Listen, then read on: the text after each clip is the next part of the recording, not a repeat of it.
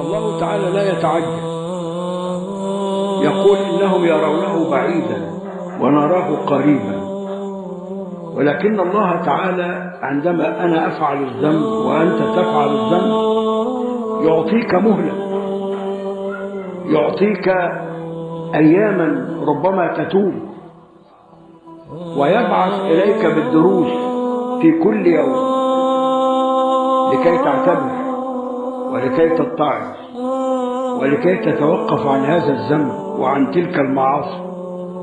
كل يوم يعطيك أكثر من 1000 درس، فمنا من يتعظ ومنا من لا يتعظ.